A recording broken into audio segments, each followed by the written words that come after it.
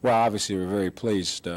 We started negotiations back around the middle of July, and this is really only the second contract in this plant's history, and I feel it's a good contract for the management organization. I also feel it's a good contract for the union, and obviously would benefit the plant in the long run.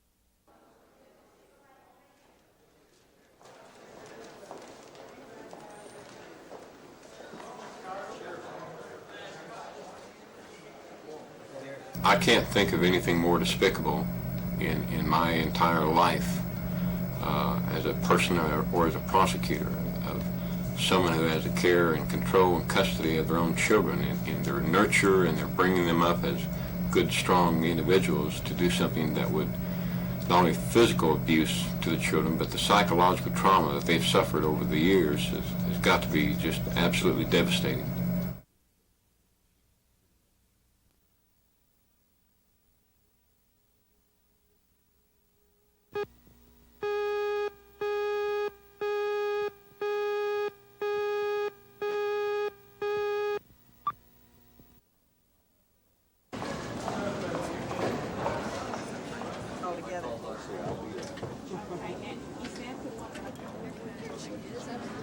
I'm not sure that Braniff overcharged us. This is a one-way.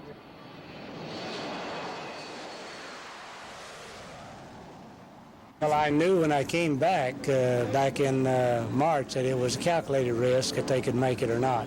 So I just took a chance, being as I had as many years service with them, and came back hoping it would work out, but I had a feeling all the time that it's going to be tough.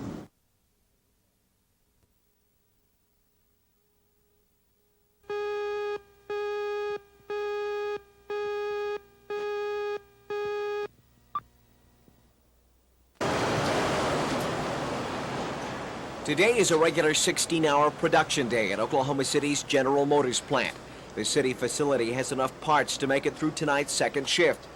Local UAW members are lucky. Already, several thousand of their union brothers at 5 GM plants are out of work. If a settlement is not reached in Canada, another 10 plants in this country could shut down as early as Monday. Here in Oklahoma City, the GM management is taking one day at a time. Well, we'll operate full 16 hours today. And right now, we've been able to get enough material in here to operate at least 4 hours each shift on Monday.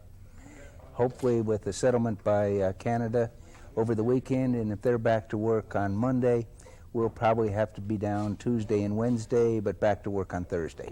Let's go around and get on the other side and look at the interior of the car.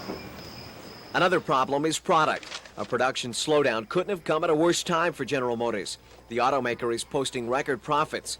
Typically, GM has 60 days worth of cars available to send to their dealerships. Sales are still hot, and the backlog is dipped to less than 20 days of product. But GM controller Walt Mayer is confident a settlement is near. News out of Canada is encouraging. We expect and hope for a settlement this weekend. At GM, Kurt Autry, News 4.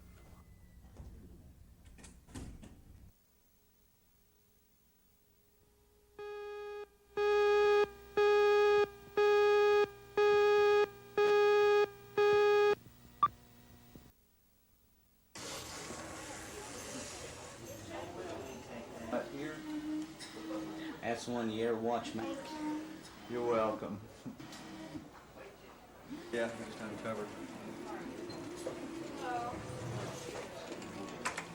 Well, this day leave them there. Get a beer from Paralyzed Veterans of America. That's 1 year, watchman.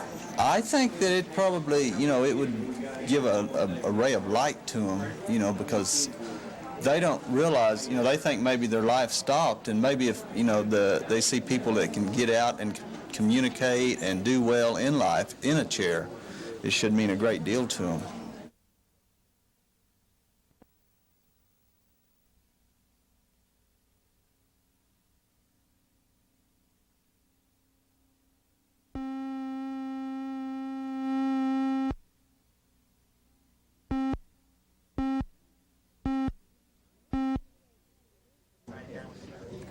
93-year-old Patty Riggs was the first Oklahoman to board the Republic flight tonight. The airline was sold out for this first trip, and with the low fares Republic is now offering, plus the competitive rates it plans to have in the future, the newcomer expects to keep those seats full and become a permanent part of Will Rogers World Airport. Confidence in the product has given Republic the green light to come into Oklahoma City at this time. We feel we have a product, Tara, that we can sell. We basically have connections we offer you over Memphis, a less congested, less frustrating airport. We have over 100 flights out of Memphis to areas in the east, northeast, south, southeast, a lot more convenient than your larger Dallas, Chicago, Kansas City airports, where we have many delays, sometimes due to weather. It's ironic the first Republic flight to leave Oklahoma City set up headquarters here at the America West Gate. That Phoenix-based carrier just did not have the customers needed to stay in the skies over the Sooner State. So last night was the finale for that airline. Republic will not take over the Southwest route America West once flew. It will aim for the East Coast.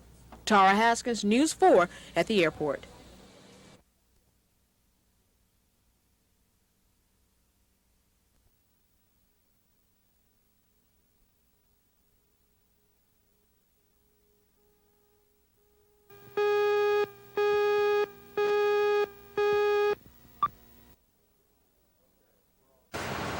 Okay, we're all set. Let's get going. In 1966, Bill Rompf and family were voted the first family of tennis. Since then, he's perfected tennis into a science. Now he stays active in tennis through kids. He's organized the Oklahoma Junior Tennis Association. Though his program is still in the beginning stages, Rompf has seen some progress. It's a 24-hour job, and some of it's babysitting, and some of it's more psychological than just going out and teaching tennis lessons. But I think that it's become our expertise, and I think that we're real qualified at it. And we make the kids work hard. There's no slacking off over at the academy. It's we approach it like a business on every end, and the kids that come over here to take lessons, we want them to think of it that way too. This responsibility that these kids are learning now should be helpful in future years. The challenge of it comes about when you're out on the court. If you can win, if you can say that you're ranked #1 in your state, or #1 in this section of the country, or #1 in the nation, it's a tremendous accomplishment. Not only being able to point to a specific achievement is important for them, but also what they get out of learning to deal with that achievement, and what working towards a goal means to them, and learning to win and lose. I think those things, I hope, will be factors that will carry with them throughout their lives. Rompf is known to these kids as Uncle Bill. With an uncle as knowledgeable about tennis as Bill Rompf, how can you lose? Sean O'Grady, News 4.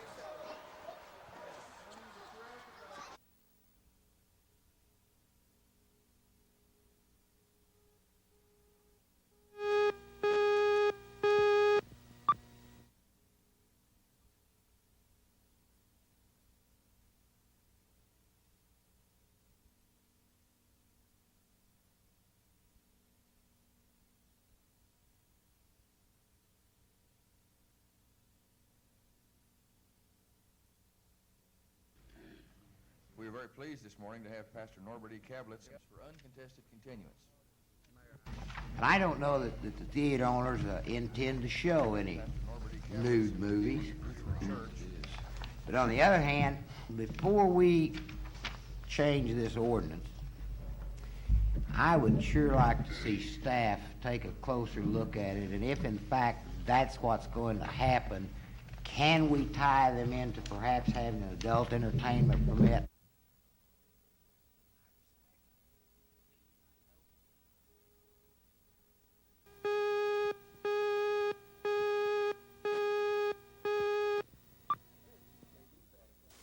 This is baby Faye, a baboon heart beating in her chest, a beautiful child unaffected by the worldwide attention she is getting.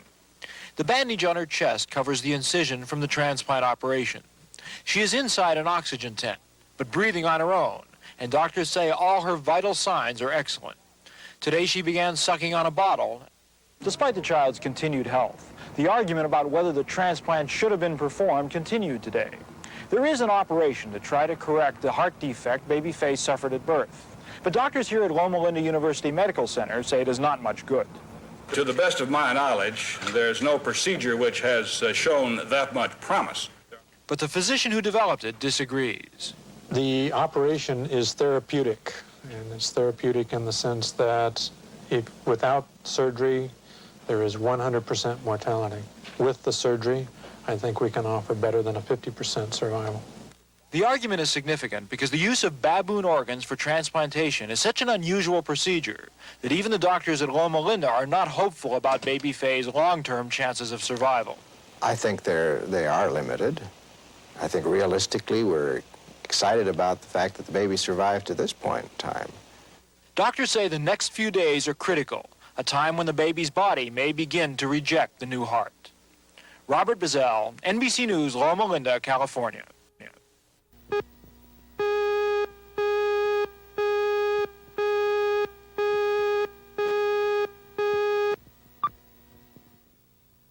Good luck. Thank you. Let's get coconut in too. Okay, they'll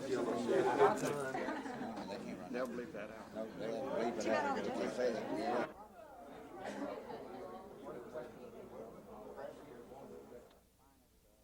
I think we have the finest trial judges here in Oklahoma County, of anywhere in the country. And it's just a shame that the economic conditions are such that has forced me to leave the bench, because I enjoy the job, and so I'm leaving it with remorse.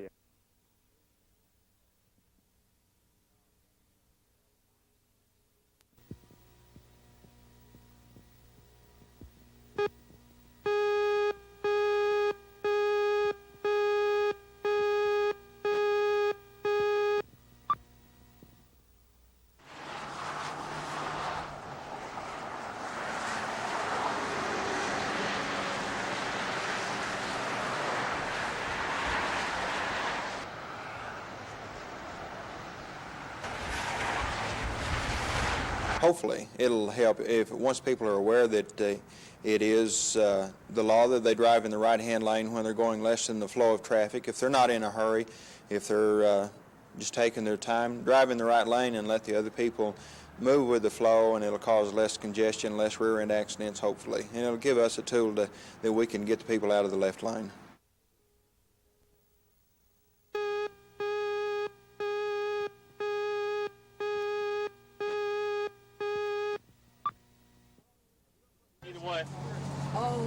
Are you gonna start that before we lift him out? Yeah, I'm gonna go ahead and give it to him, give him some fluids. All right. It took just seconds to trap the workers in this hole, but after a half hour, rescuers still couldn't free one of the men. Please help me, God. The mud that pinned Mike Kramer against the bucket of a backhoe also hampered the efforts of firefighters and paramedics. Kramer, you want traction? Yeah, I think so. But right now he's kind of stuck in the mud. I'm gonna go ahead and do my line and go. Kramer and another worker were fixing a leak in a sewer line when one wall of the ditch collapsed onto them. The dirt completely buried one of the workers, but he was freed after frantic digging by others on the site. We understand that you hurt, but your foot's in the mud, okay? We've got this leg free. We want to get this leg free. If that bone's broke, we don't want to pull it apart. Maybe make it a compound fracture, okay? It took longer to free Kramer. Paramedics knew his leg was broken in the collapse, and freeing him without aggravating that injury proved difficult.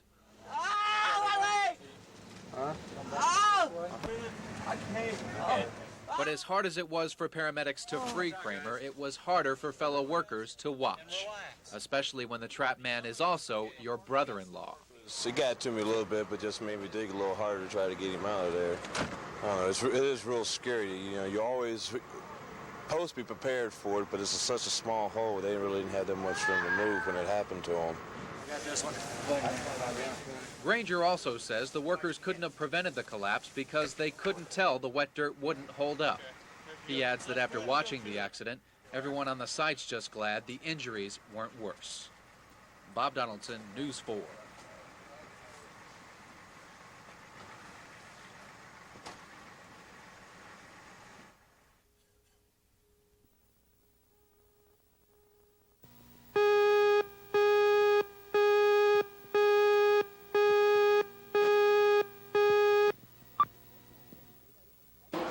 The Coattail victory that was expected for Republicans everywhere just didn't happen here.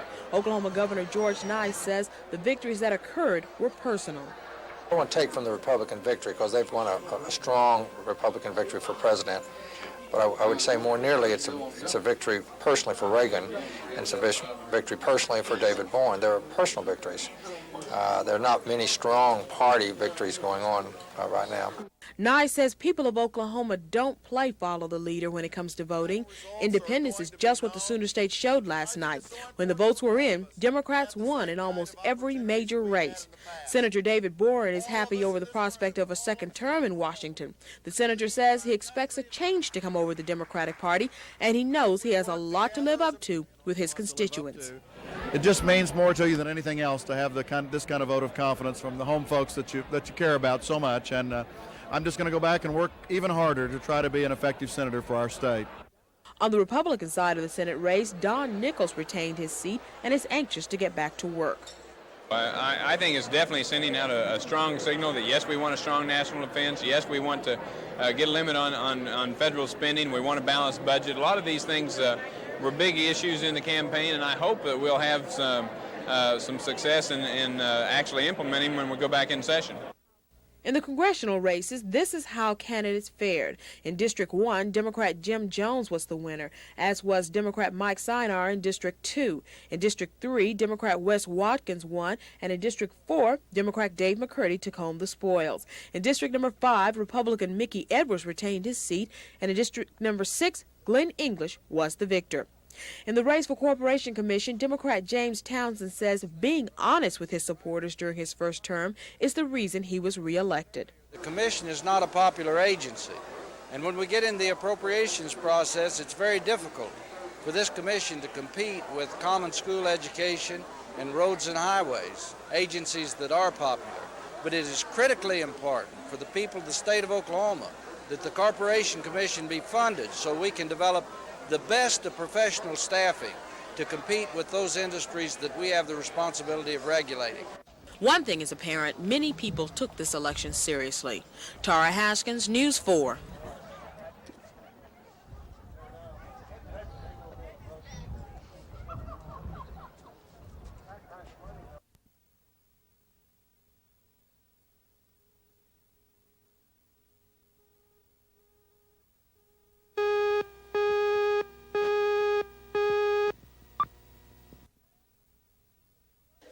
A pun is a play on words in which a word or phrase may have more than one meaning.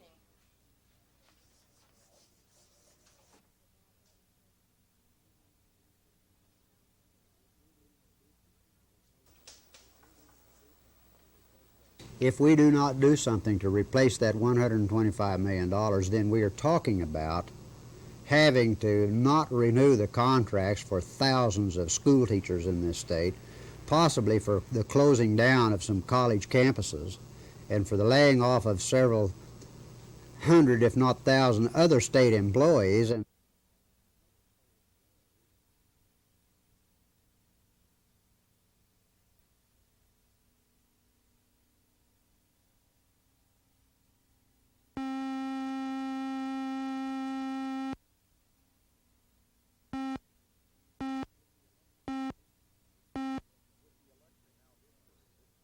With the election now history, this group of Oklahomans is looking ahead.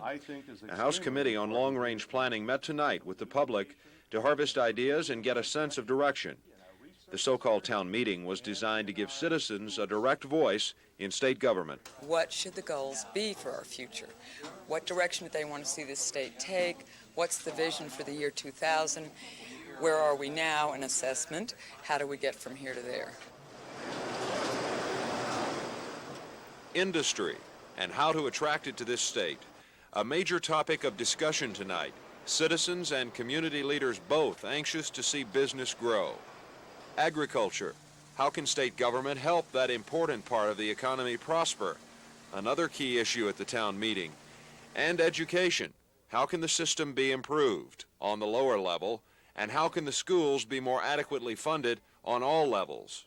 We've eliminated some of the courses, we've eliminated some of the duplication, and we're moving in the right direction.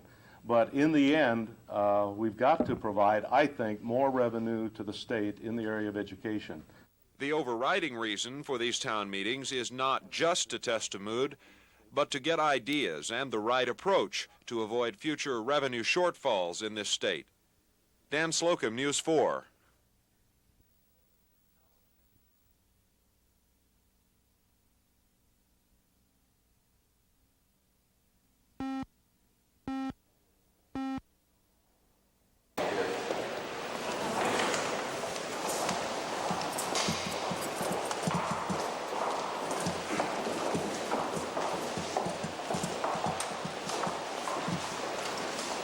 Gregory, do you have anything you'd say?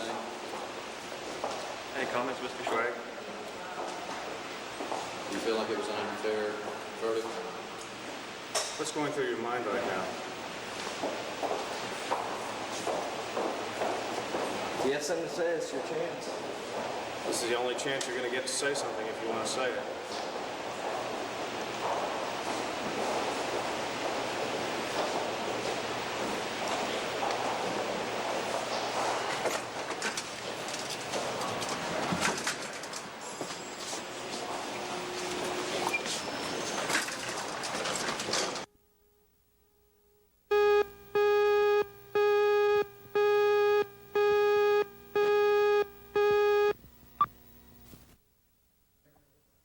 It's an issue that hadn't come up, but it's an issue that is on the back burner.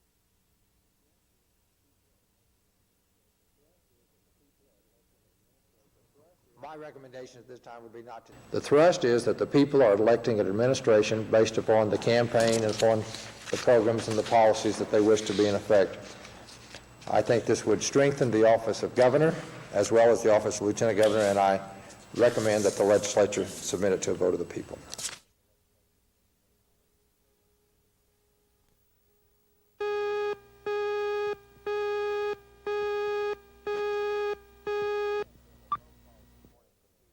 We've had several phone calls this morning from people who are wanting to know if we know anything about it, and as I've been telling them, meetings are going on at our national office in Dallas this morning to determine where we stand on it, and we're concerned, but until we get more word from them, we really don't have too much information on it.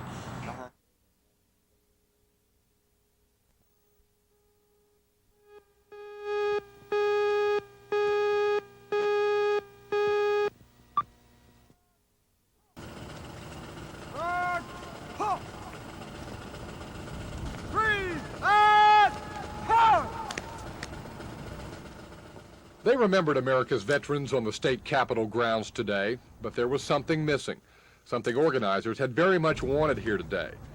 This was the year they hoped a memorial to the killed and missing Oklahomans in Vietnam would be in place, but it wasn't here. The monument was to be the first of 4 in the Veterans Memorial Garden. The design for the first one has been selected, but there just isn't enough money. So far, only about $20,000 of the $600,000 needed has been pledged, and the project chairman was disappointed. If you feel as strongly about our state's dedication to liberty and the sacrifices made by our veterans, please help our cause. Our goal is to honor Oklahomans' contributions to national defense. And the wife of an Oklahoman who is still listed as missing in action compared the memorial project to keeping the MIA issue alive. Our experience shows that this progress has been slow to develop, which is somewhat similar to the development of the first phase of the Oklahoma Veterans Memorial Garden. Continued public support allows future success in both areas.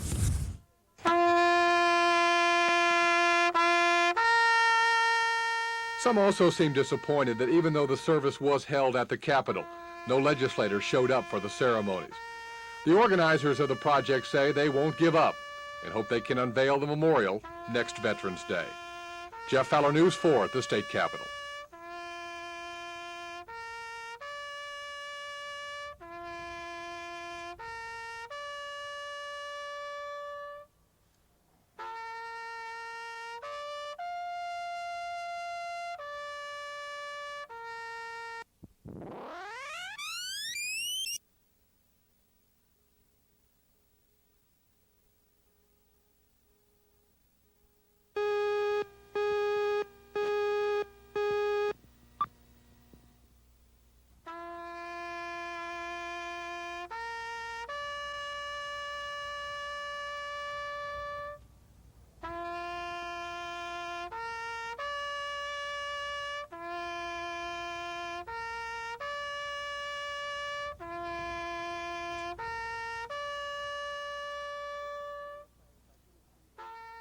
They remember the little things like eating sea rations in the rain under a poncho. They remember sharing a smoke with one of their buddies. They remember sharing stories of home with their buddies one minute and sometimes watching him die from an enemy bullet the next.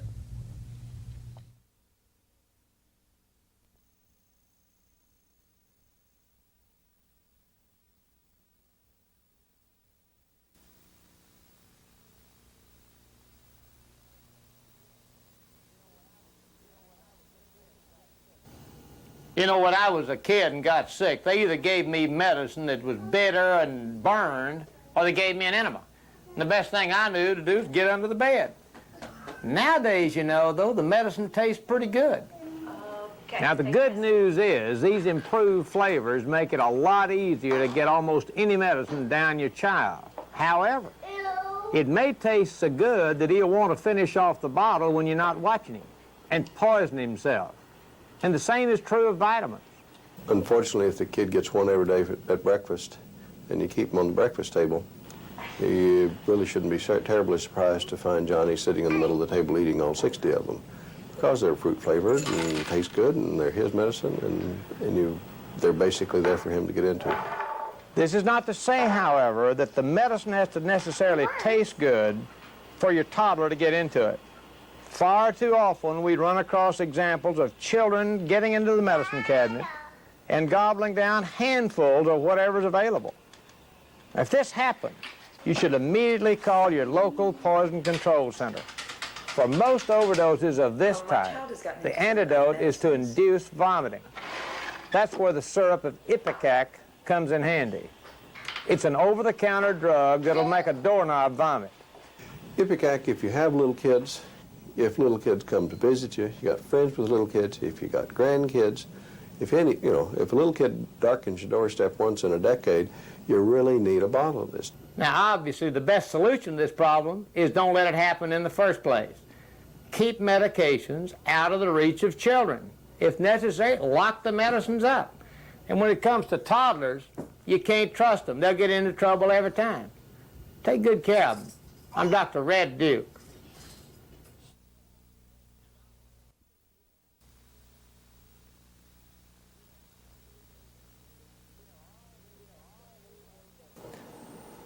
You know, all these little boogers, like Duncan and Elizabeth, are just cute as pie, but boy, they can get into a lot of trouble quick. And just sure as you're living, their curiosity is going to take them to the kitchen cabinet where you keep all your household cleaning materials. Anything a little fella can pick up will eventually wind up in his mouth if it'll fit in there. And if he's found a treasure chest of disinfectants and furniture oil, chances are he's going to drink them. And then you've got a real crisis on your hands. If your child's gotten into something, you need to call the poison center. If you need medical care, they'll send you right away. You find that 85% of the time, though, the lion's share of the time, that we basically can handle things at home. In an effort to prevent this kind of a problem, a lot of folks install latches on their cabinets. What you may not realize is that once a child weighs 30 pounds or more, he can grab hold of that handle, fall backward, and pull the door open. Or he may have just simply learned how to open the latch by watching you. How did they learn? Well, what do you think they do all day long? They sit and watch you the whole time, and it's a game, and they got nothing but time.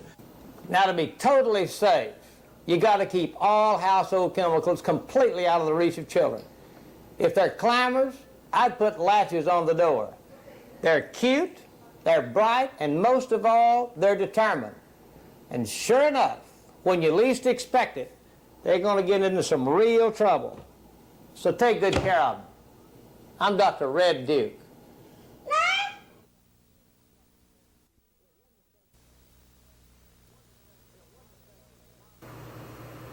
You know, one mistake that a lot of adults make is thinking that you can take as much over-the-counter medicine as you want, just like it was sugar water or sugar pills. Well, let me tell you, thinking like that will get you in real serious trouble. Let me emphasize, over-the-counter drugs are not harmless.